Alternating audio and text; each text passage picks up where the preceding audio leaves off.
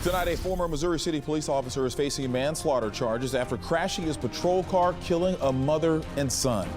This is a story you first saw on 2. Thank you for joining us at 10. I'm Keith Garvin. Good evening. I'm Daniela Guzman. Well, that deadly crash happened back in June, but that officer just got booked into the Fort Bend County Jail in the last few hours, and that is where we find KPRC2's Bryce Newberry live tonight. Bryce?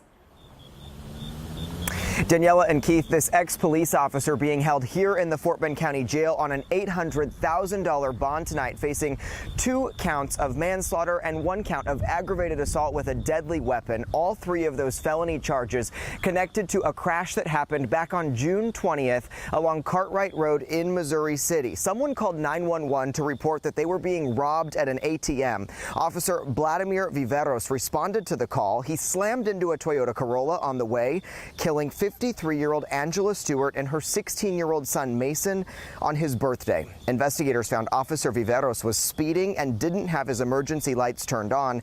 And after a couple hours on that scene, they realized he had a 53-year-old man in the backseat of his patrol car suffering serious injuries that required a hospital stay.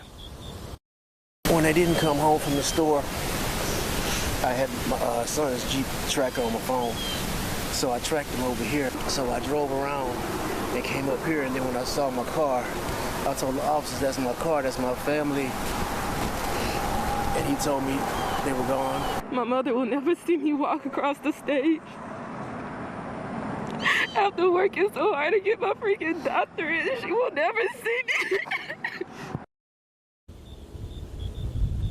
Just a terrible tragedy tonight. The Stewart family wasn't ready to go on camera in light of this news, but through their attorney tells us that they are heartbroken beyond words, and in a statement wrote that Angela and Mason were taken from us far too soon by the actions of a police officer that shock the conscience. Today's indictment is just the first step towards accountability and should only be the beginning of holding the officer responsible for his wrongdoing.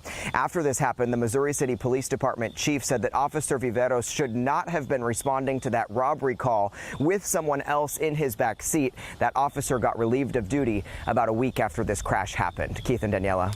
Well, Bryce, I want to ask you, is anyone else taking any sort of legal action against the city or the police department?